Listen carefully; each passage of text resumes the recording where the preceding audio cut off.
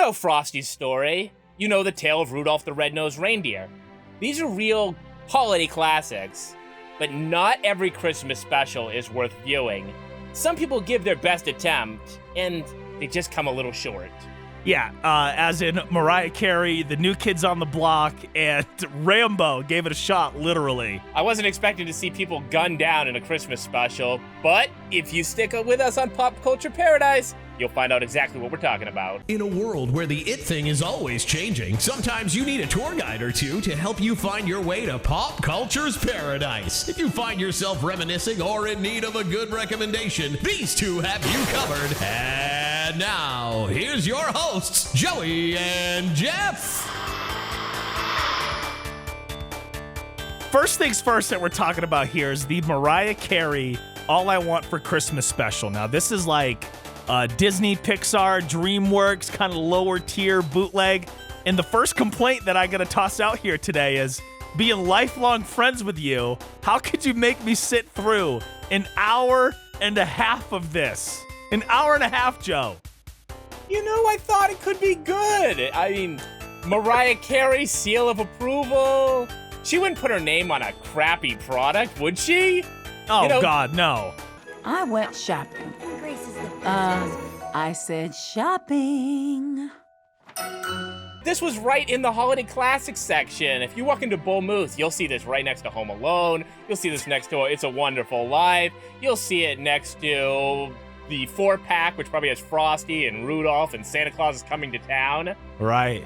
They've made songs into Christmas specials before. There's a cartoon special that's based off Grandma Got Run Over by a Reindeer.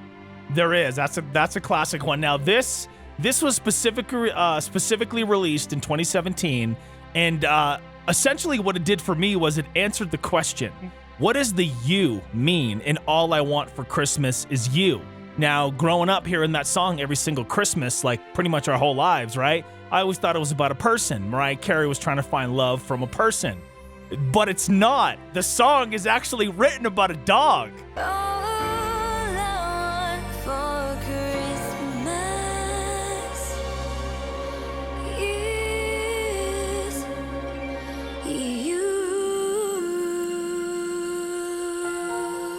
She's just trying to get her first dog. She's a little girl. She wants a puppy. I gotta talk about a pickup dog. That's all she wants for Christmas is a puppy. Follow me in merry measure. I completely understood. And what I will say for this movie is it definitely nailed what it's like to take care of a puppy, especially one that's very rambunctious. And like, if you're a pet owner, you can totally understand that you absolutely love the animal, but you also want to strangle it or like send it outside, or you reach that boiling point where you're like, it's no longer cute. I'm done. I'm fed up. There's a point where it ruins like one of her recitals or something. The spring musical wasn't looking so great at that point.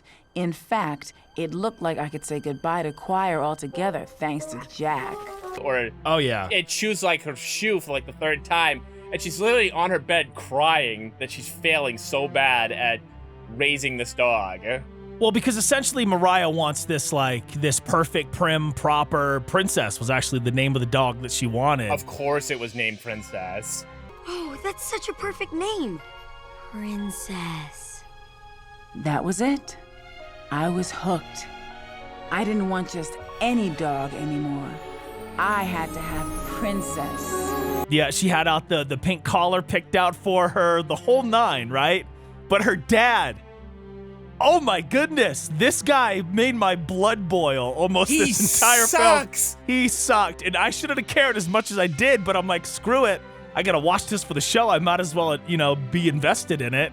This guy, he was just a miserable father. All right, so his plan is that he's gonna bring in a puppy into the house, this puppy named Jack, right? Jack turns out to be the coolest, but the reason that Jack is brought into the house is so that he can show Mariah that dealing with some, stray dog is gonna be so difficult that Mariah's not actually gonna want her own dog. And I thought, dick move, man. I'm all about well. That's me. I can do well, I promise. Let me see him. I bet he's so cute. Yeah, he sure is. Something like that. That is a piece of crap move right there. He's, Is that a dog? There's this one part in there where is it grandma or the mom, they're like, yo, a little passive-aggressive parenting when he comes clean about, like, yeah. Oh, that wasn't your uncle's dog that you were watching out for. That was actually a stray, and I just wanted to see you fail so you'd give up. And talk about fatherly encouragement, dude. Golly. I might be a devil of a prankster, but even I wouldn't stoop to such a rotten trick. That's so passive-aggressive? Yeah.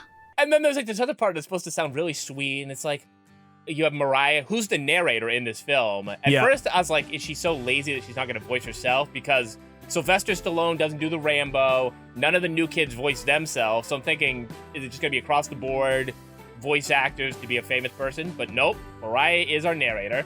Yeah. But there's this one part, she goes, you know, Daddy could never say no to me. Yeah, because Daddy don't give straight answers any point in this movie. Daddy could never say no to me. Look, Daddy.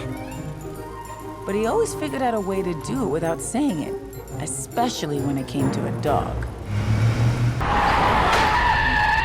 Never once. He avoids everything like the plague. Any question, no how big, how small, he avoids it, and he is always hiding from questions. There was a bunch of other characters in this though. There was like Mariah's sister, poor Beth. She wants to help out with wrapping presents, building snowmen, but she's just not very creative or good with her hands, so you kind of feel bad for her.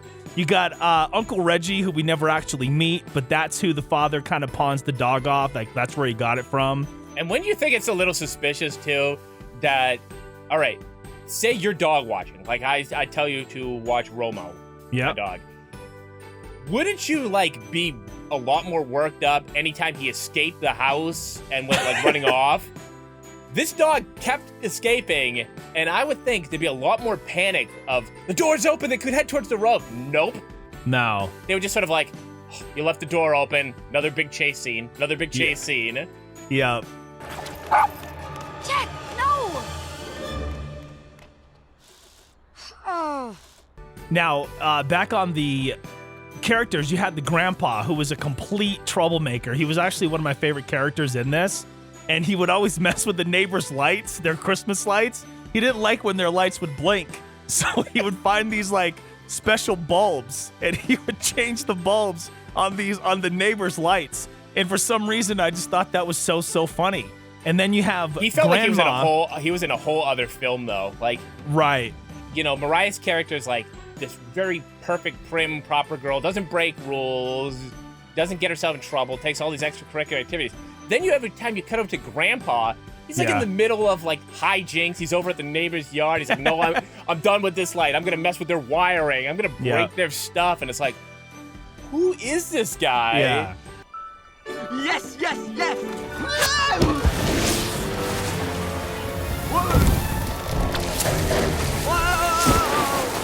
And they even behind him play like, I swear it was the Home Alone music. Or like a knockoff version of the Home Alone. Yeah, because it was like dun dun dun dun dun dun dun dun dun dun. And like I was expecting the Wet Bandits to show up at any point. Right.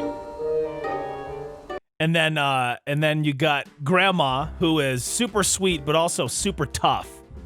She is pro Mariah getting the dog, of course, because Grandma always is, right? I had to give it to Grandma.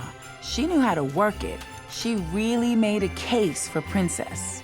You can't use the dog allergy excuse this time. But at the same time, she's not afraid to hit her son with a stick while he's on a ladder setting up Christmas lights. Now, I just want to talk about how ridiculous even us talking about this is, because we are 35-year-old grown men, Joe. And for some reason, you convinced me to watch this. I was irritated that I had to watch it. And then, two, I was like, well, screw it. I might as well dive into it. And then in the end, there I am as a grown man, just sad as sad can be, because nobody can find little Jack, and it's your fault. Yeah, it was like, all right, this is silly. Keep calm, ladies and gentlemen. This is silly. Oh no, am I getting teary-eyed? Damn it! Everyone's so happy except for me tonight. Basically, if you do anything dog-related, I'm a sucker for it. Same. And as soon as it's being a sad dog, or I want this dog, or damn it, I'm in. Yeah. I'm emotionally invested. As I'm watching, I said, this is the structure of a Hallmark or Lifetime movie, but for little kids. Because every beat in the movie, if you replaced with a boyfriend or a girlfriend, same thing. You are sort of handsome. Okay.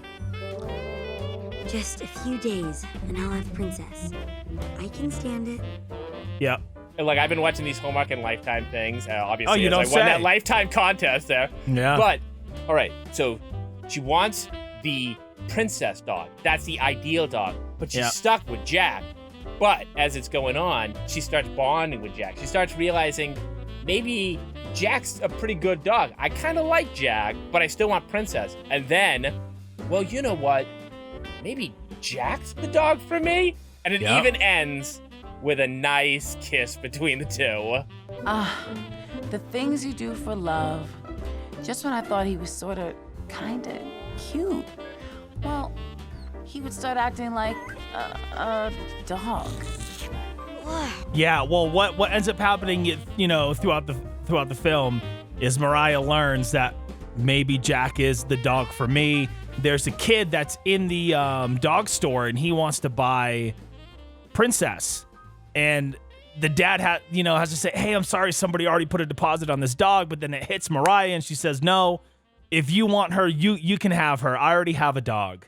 And then the entire neighborhood, and surrounding neighborhoods, all her classmates, all of her teachers, everybody, they all get together with flashlights, and they just take over the entire town trying to find Jack. Which Jack was kind of a dinkhole to all of them in some capacity, but you learn that's what puppies do. They don't know better. So no, they're very silly. This is kind of Lilo and Stitch. Yeah. Because Stitch is such a pain in the ass. Yeah. And then, he learns that Ohana means family. And then he realizes, yeah, this is my adopted family, even though I'm crazy, which is what Jack was the entire way through. Yeah, so they're all, scouring about the town trying to find Jack. They can't find him. Mariah says that she's finally going to ask Santa for him to find him. And lo and behold, Jack is hiding inside Santa's sleigh. But he's upset with her because she was kind of a jerk to him and never really gave him a chance. And then promises him that she's going to do better. And then that's when he jumps out. They rejoice. And the, fireworks hit. The confetti falls. The snow's coming down. And I just, stand up out of my chair. And I'm just like, oh, it's Jack. I love Jack. I was loving Jack, too. And funny enough, it was voiced by D. Bradley Baker, who did the voice of Jack. So I'm like, oh, the guy who did the voice of Omak is Jack. The choices are yours. That's wild. He's not just a talking rock. He's a dog. He's a dog. During the bonding period, I was really relating to everything that Mariah had to do to prove that she could take care of a dog. And, well, he takes her shoes and runs off with him. And then he's like, oh, chase me. Takes food. Runs off. I could see myself liking Jack better than Princess. I'm not a fan of the foo-foo dogs. No. So I was also looking into it, and I'm like, well, how much is this related to Mariah Carey's actual life? And she does have two siblings. What? That were suing her as of 2 years ago, and they weren't a brother and sister, a younger brother and a sister. They were an older brother and a sister. Oh, gosh. So I'm like, that probably isn't going to make a very good Christmas special. No, that would make a better Christmas special. Bring on the drama. So how did you feel about Mariah Carey as the narrator? I was surprised that she was actually involved in the picture at all. So I thought it was cool. She did fine. I have something for Uncle Reg. I made him a pothole. And they kind of had different versions of her songs and different kind of stuff. And I didn't hate it. I would never watch it again, but I didn't hate it. That was kind of my thing with this is you texted me like, how could you have made me watch it? And then as I'm watching, I'm like, I expected this to be a million times worse. Yeah. I've been watching for another special down the road, a bunch of other cartoon specials, and like I'm watching this one called like Annabelle's Christmas about like a mute boy and a farm and everything, and it's a much more boring cartoon. And this was good. This was like if somebody put this on in the background, I wouldn't object to it. Yeah. Now, how did you feel about Mariah Carey's character in this? Like, no, she was just your typical little girl, excited about Christmas, and very stable family for the most part, though her dad is kind of a piece of crap. I kind of thought everybody was a piece of crap. Oh, honey, we're doing all red and white this year. Because the mom with her OCD, and like, there were parts in there where they started talking like, oh, well, we make her do this. But no, we don't make her. She wants to do this. But it's like, no, You're kind of forcing her. What does Mariah hope for? These are Mariah's goals. Maybe because someone told her they should be.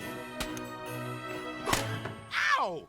And then you lie to her every year. And she's having like fantasies like, oh, maybe Santa lost my letter because apparently in the North Pole, they're really lazy with transporting their mail. Of course. When he came down the chimney with the puppy, the parents sent him right back with the puppy. Oh, no. So clearly her parents aren't leaving the best impression on her. We find out that he's been lying to the entire family about how he's allergic to dogs, and that's why Mariah can't have one. Lo and frickin' behold, it turns out he's allergic to squirrels that have been ransacking the pantry, and he's not allergic to dogs at all. This guy is a piece of crap. Turns out Dad wasn't allergic to dogs after all. Poor Mariah. And then she goes to school, and like, for some reason, her principal's all up in her business too. Is that your dog? I thought you said that wasn't your dog. He's not. Stop, Jack. I'm surprised at you, Mariah. I wanted to be like, yo, you're off the clock. What do you care? Why are you scolding her at the ice rink? Yeah, like this is not school grounds, lady. Get out of here. And then like later when the village comes to help find the dog, she's all in that business, and it's like, oh, so maybe this is your dog. And your pet. He is your pet, isn't he? Yeah. Yes! Clearly it's a little kid lying because you're putting all the pressure in the world on her, and all she wants for Christmas is you, the dog. Jack the dog. And she gets him, and everyone lives happily ever after. The movie, it hits you in the heart, and then it gives you some comedy in the end when the squirrels come in and they're trying to, ransack the pantry and steal the treats. And then everyone chases the squirrels outside and roll credits, and there we are. And that is where I also was like, all right, this person who wrote it had to have like made some other Christmas movie that was on a Lifetime or a Hallmark or something like that, because the classic misunderstanding blow up and then, oh, fine, I guess you don't want me as your dog. I'm going to go wander off in the middle of the night. Yeah. That is the cliched, oh, God, you know what? I really do have feelings for this guy, this dog, this girl. Yeah. How could I have been so blind? Yeah. But then, for what's supposed to be really strong feelings, the dog's got loose. The door was open. He's gone. Well, we did all we could.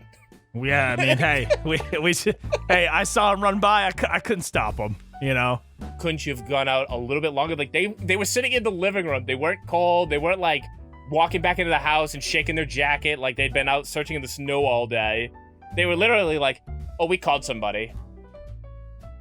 Okay.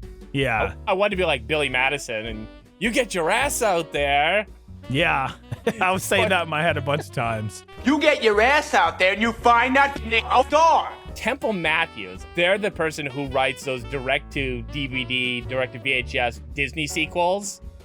Like, they're the ones who did the sequel to 101 Dalmatians. Peter Pan 2. The Return of Jafar? Peter Pan 2. Jafar's not in Peter Pan. And then there were like Little Mermaid 2. Right. So overall, would you recommend that someone should watch Mariah Carey and her Christmas adventure? I think it'd be a good cute little family night kind of film, with your kids, and just kind of before Christmas time and kind of watch it, especially if they're asking for a puppy. I think it would be the move to have them watch that. I think you're 100% correct. Was it festive? I think so. I think it was very festive. The town was Christmassy. The mood was Christmassy. And, Mariah Carey makes a hell of a Christmas song. And yes, even other Christmas songs that they jammed into the movie, where I'm like, wait, there's more than one Mariah Christmas song? Oh no, there's 2 albums worth. This is going to sell out. Everybody is going to buy this. I had to choose this too because you've seen the meme going around. Like, it's getting to that level where, they do the running joke where Die Hard's a Christmas movie. Yeah. Oh, okay, funny observation. You're the first person to ever think of it. And I think All I Want for Christmas Is You being like the ubiquitous song that's everywhere, where you have like that AJ Styles and Undertaker popping up behind him. And it's like retail workers, All I Want for Christmas Is You. Yeah. And it's like, all right, let's move on to another Christmassy thing. This one's dead. It's buried. Right. Once it had the special, it was over. And if I may segue, speaking of dead and buried, that brings us to our next topic tonight, which is Rambo, the Savage Who Saved Christmas. Which was the most ridiculous thing I've ever seen. Get me Rambo.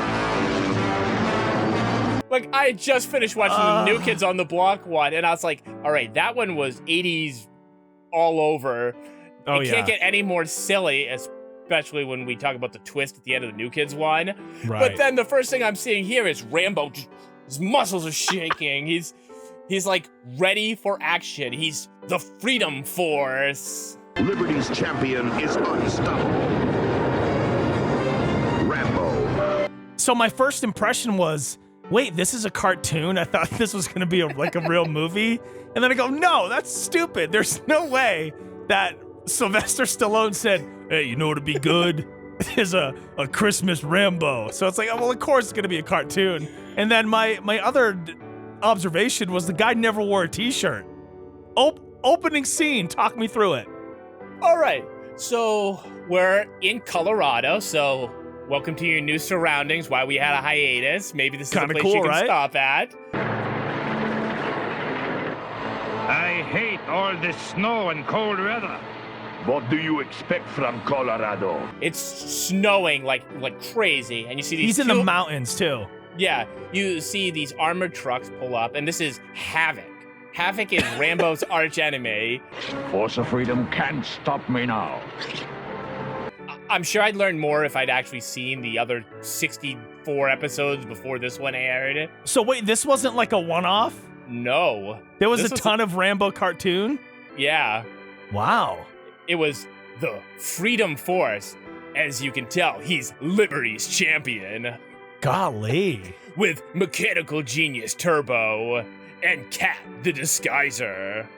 Right. Helped by the mechanical genius known as Turbo. And the master of disguises named Cat. Well, the first time you see Rambo is in the middle of the snowstorm because some stupid freckled-haired redhead kid with no Christmas spirit at his orphanage, could be obviously Christmas and orphanages are like... Right. You can't have a special without some sort of orphanage. No.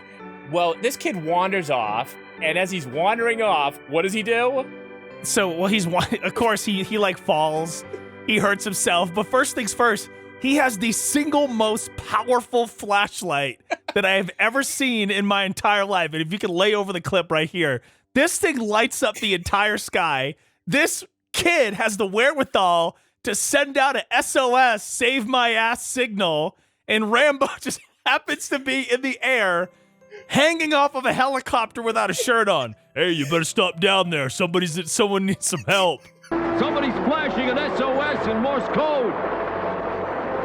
He's one-handing the side of the plane. He has no parachute. No. Nothing holding him into place in the middle of a snowstorm. Like, it's a blizzard. You would not fly a helicopter out in this thing. But no, here he is, all the care in the world, and he finds this one kid who knows how to send out a signal. Yeah. And goes to rescue this kid. And then it gets even crazier from here. As he's rescuing this kid, he brings him to see Santa Claus. Well, kind of, yeah. That's one good thing about having Rambo as your friend. He's always there when you need him. And this is where things get really, really interesting. As opposed to what we've already started off with. That was Gangbusters opening, but this is where it gets very, very, interesting. Is he brings him to see Santa, and Santa, it turns out we've been wrong our whole lives. Santa delivers Christmas on Christmas because of Rambo. What'd you used to do, rob banks? Oh no, little friend. Because Rambo back in the day pulled Santa out of the gun business. Out of the gun business. How crazy was that reveal?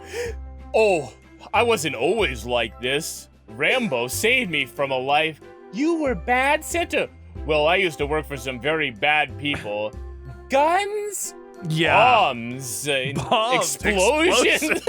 I used to make weapons for a country that wouldn't hesitate to use them. Weapons? You mean like guns? Bang, bang? So Santa, essentially he used to work for, the Russians or the Soviets or whatever the heck they were. And, gosh, man, it just keeps getting better. Havoc decides, well, we need a bomb and arms maker. We will kidnap Santa Claus and force him to work for us. Yep. Finest rocket scientist who ever lived. Now he's going to work for Savage. Now, what I didn't understand was, all right, they were going to take Santa in, so why does 2 seconds later, gun action starts happening? They try to gun down Santa Claus. All of a sudden, mows down the front. Oh, yeah. Windows are blasted in. I'm like, this is a Christmas special for kids to watch. For children. Straight up machine guns just shooting down every window. But the kicker is the bad guy gets taken out by a skateboard, just straight up Home Alone style. Brilliant. I felt like every time there was a gunfight or any kind of action, everybody was so blasé, they could shoot, but they'd rather talk a little bit first. There was a part where Rambo's going down what looked like a children's slide, like a water park or something. Yeah. And the guy has his gun, and he's just, I could shoot, but I'm gonna hold for a second, and then he shoots. And it's like Rambo is literally trying to crawl up a water. Yeah, which is every bad dumb bad guy ever. I then spot that one of the Soviets or one of the soldiers has a claw hand. And then that leads us to Santa. He's been abducted. So they were after Chris. So now Rambo, he's going full combat mode, middle of the blizzard, mountains of Colorado, no t-shirt, only wearing a headband. He rips the top off a trash can, throws it down the hill, and jumps on it and starts sledding down the hill like you're playing the Ninja Turtle video game, all the way down to where the bad guys are. Oh my God. Yeah, and you're like, wait, that's not even a snowboard he's snowboarding on. It was a trash can. He takes a guy to the side of the vehicle and throws him down the side of the friggin' mountain. Yeah, that guy's very dead. And then there's the other part where there's a snow ski race there. They're on there. Yep. And the kid, he knocks the thing off. He has to go rescue the kid who's on one of these vehicles, pulls the two of them together, rips the kid off, and the kid, instead of being just panicked and terrified, he's just kind of like, oh my, wow. I got you, kid. Rambo, how do you not have hypothermia right now? No, he definitely does. That makes two I owe you, friend. Hey, what are friends for? So, Rambo returns, with the kid back to the orphanage, right? Merry Christmas! Merry Christmas. And then Santa gives all the kids gifts, and everybody's happy. And I'm over here waiting we better get a Thanksgiving version of this because it would be out of control. Oh my God. And you gotta love how the bad guy, he just leaves the rest of his crew and he's like, he's a general, I think his name was, and he's Yeah. like, peace. Don't think you escaped me for good, Chris Kaufman. I'll be back. Rambo Yeah. just totally got to us and beat us, even though I gave specific orders Yeah. that Rambo wasn't to come in here and rescue Santa. Everyone do your best to stop him. Nope, didn't work. Rambo can literally walk over logs. Like, Oh, yeah. he's just walking over the log. The thing isn't even rotating, isn't giving him any trouble. He made his own Frogger-like path to get in there. And dude, like, you always thought that, like, watching G.I. Joes as a kid, like, they were buff. Not even close to Rambo, dude. They had, like, specific close-up shots and angles of his just muscles.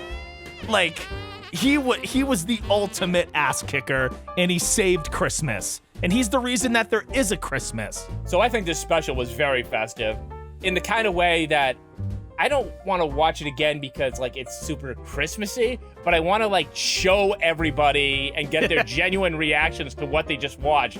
So they, too, can look at Santa and be like, that guy in another lifetime could have been an arms dealer for the Russians. Yep.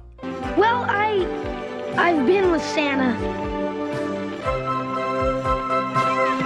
But thanks to Rambo, not Rudolph, thanks to Rambo, Christmas was saved. Now, I wouldn't watch the Mariah one again unless I was older and I had a family and a kid. But this one, dude, I'm going to watch it again tomorrow.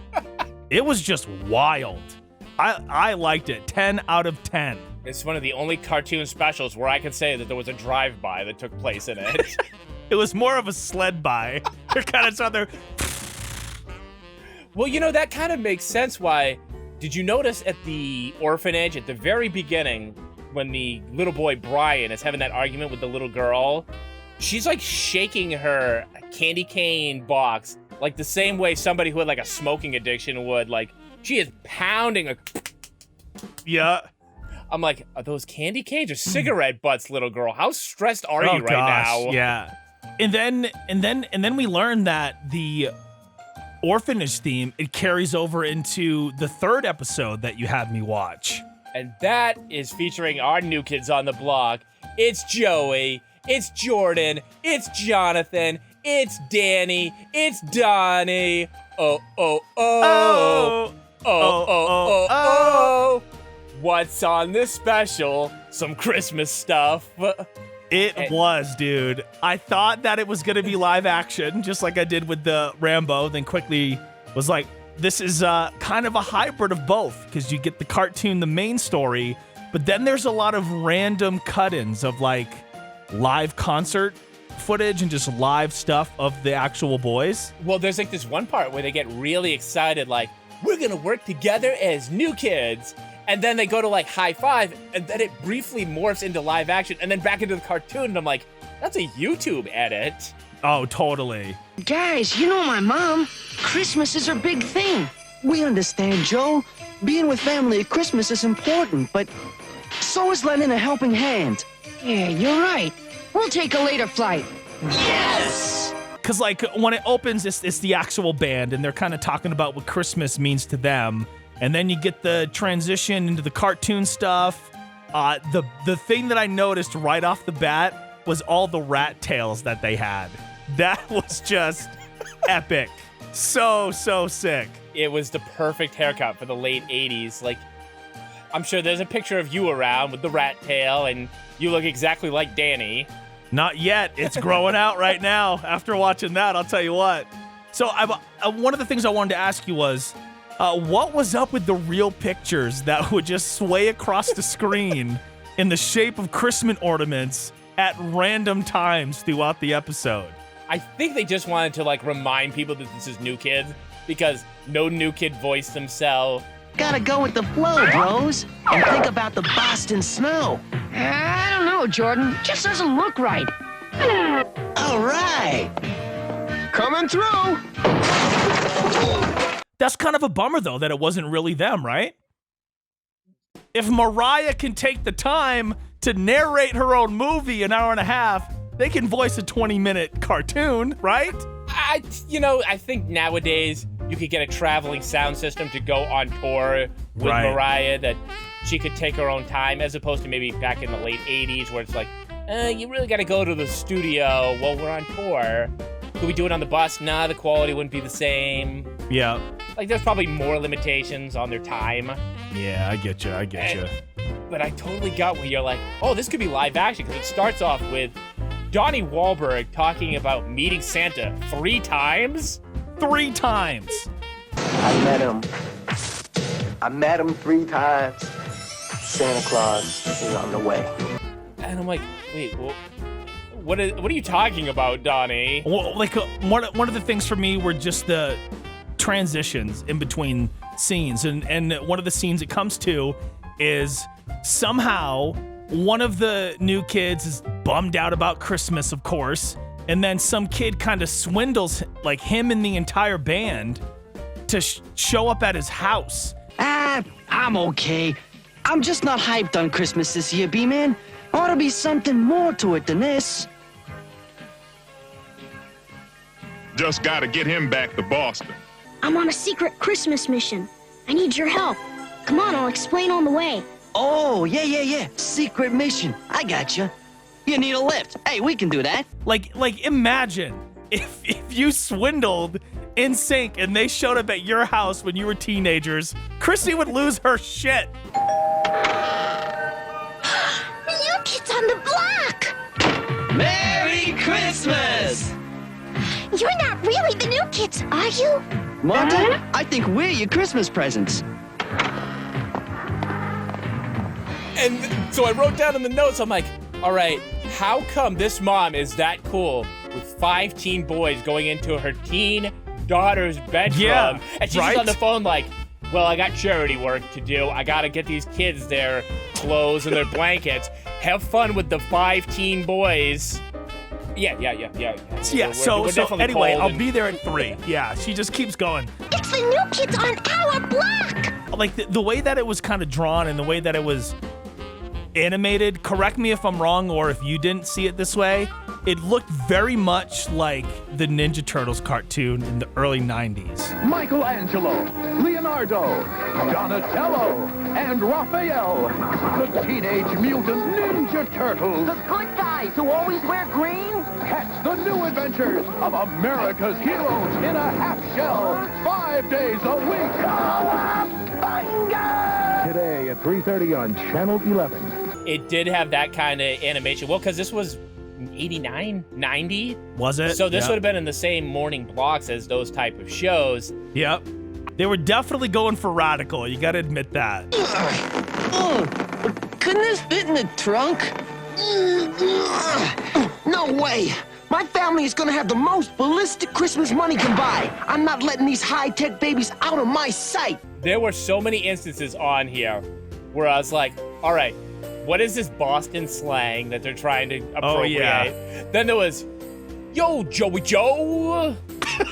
I'm like, no one's called me Joey Joe. Donnie, I thought you said one quick stop. Well, just stay long enough to spread some Christmas cheer, Joey Joe. No, or you get from Santa, ho, ho, ho, ho, homeboys. Ho, ho, ho, homeboys. Yeah. Oh, I felt like half the time we had some of the stiffest line readings. Yeah. Like, they stopped and started every single second to get the best possible take, but none of it sounded like a natural dialogue.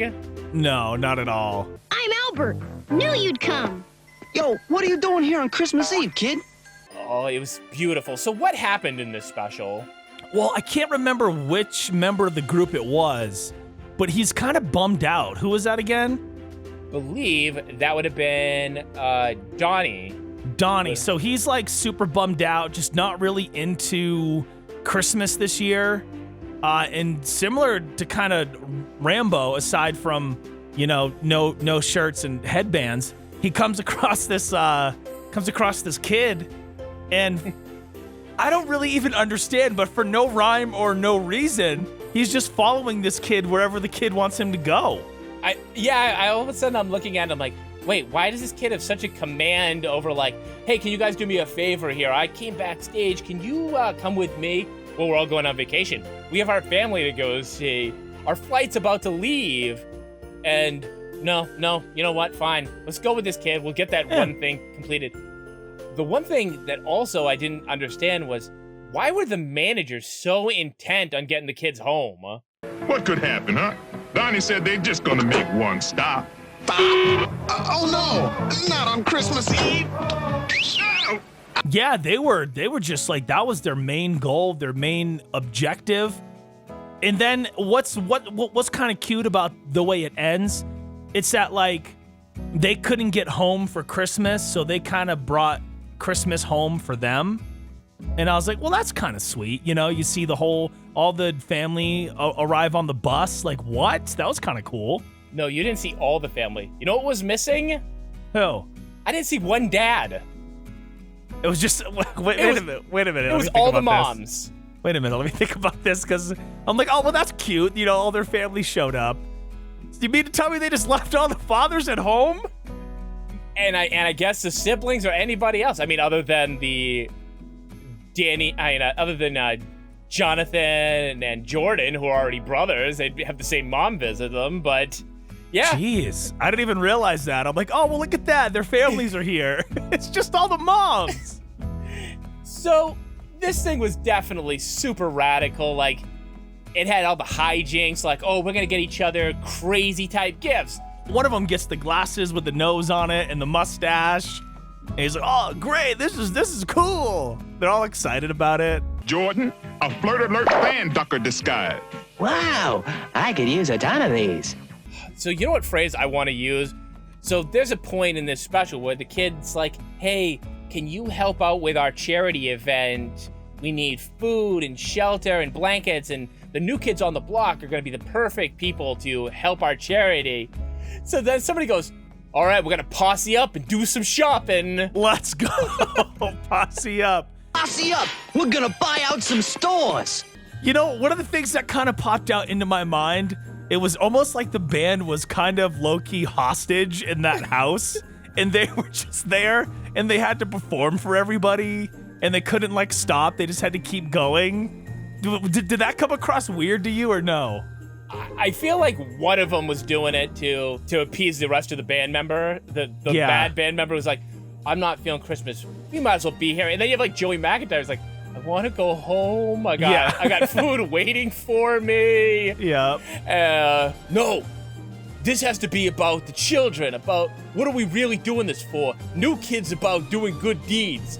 New kids are a brotherhood. Oh, what's Christmas without Mom's homemade pumpkin pie? Hope she'll save me a slice. Not everyone can have a new kid's Christmas, Joe. Yeah, you're right. Some kids don't have any Christmas at all. And then I was like, oh, now they got the 80s stands, because then they're like, well, we can't just do it alone. We got to do it with the girls who love new kids. And then all of a sudden, it's like 10 girls. Yep, just show up. Their stands went out of control. Look, it's the new kids on the block. Jordan, can we have your autographs?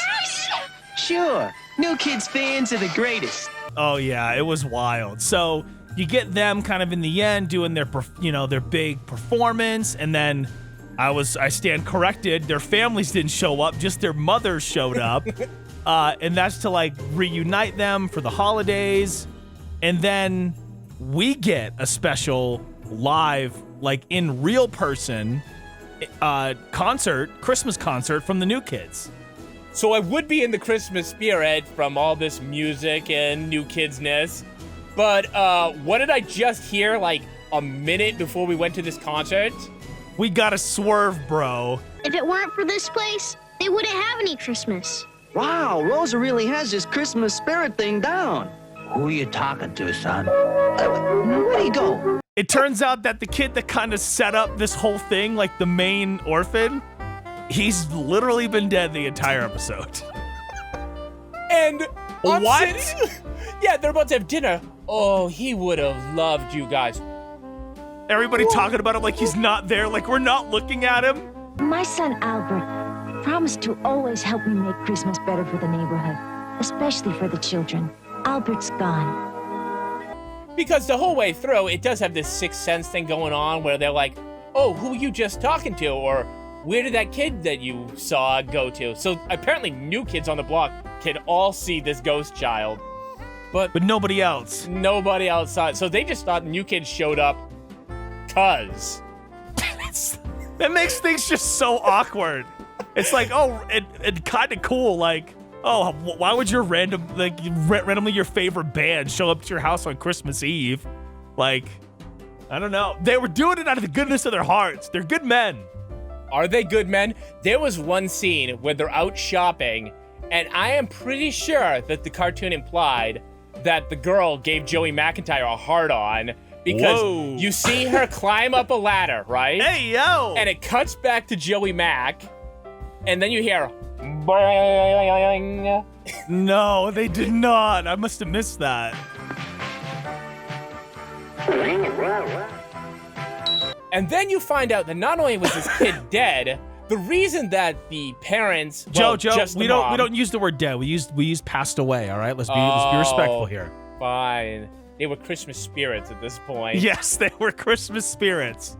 And also at the beginning, there was like a literal Christmas spirit going throughout the town. It was like this blue laser, and I'm like, what is that supposed to be? Is that the spirit of Christmas itself?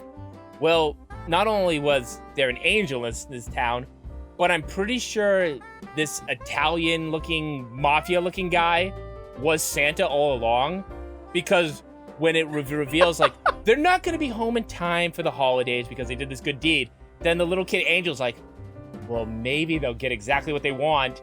He looks over, winks to this other guy, and then, boom, bus pulls up. I think they could use some help.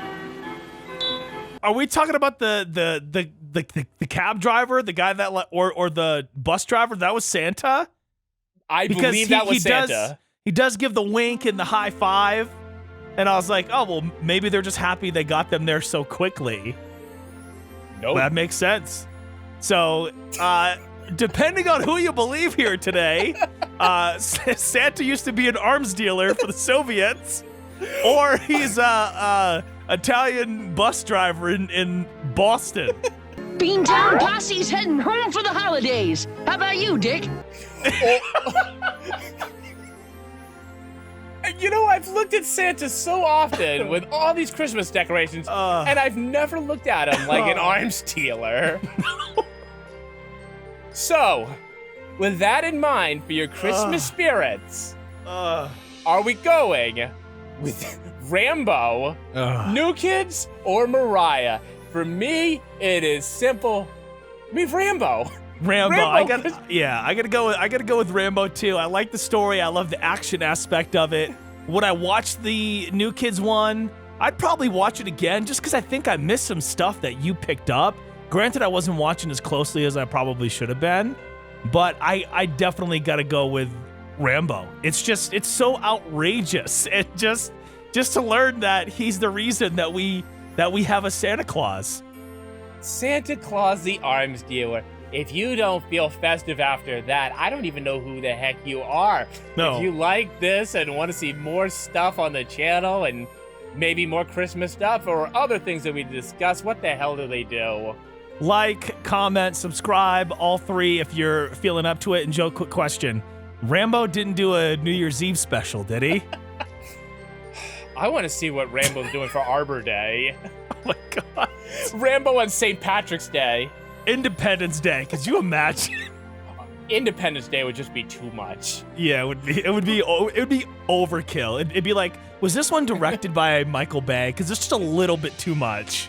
He is literally hanging shirtless out of a helicopter on Christmas. Okay, what the heck do you think he's gonna do to celebrate our nation's independence? Grenades, a lot of grenades. Speaking of that, the only thing that I can think of too is there was a guy who shot a rocket launcher in that special at a reindeer, and we just glossed right over that. Well, yeah, we did. How dare we? That is ridiculous. Well. It was a lot to take in, Joe. You gotta cut us some slack here. So that's been Christmas. Thank you for watching.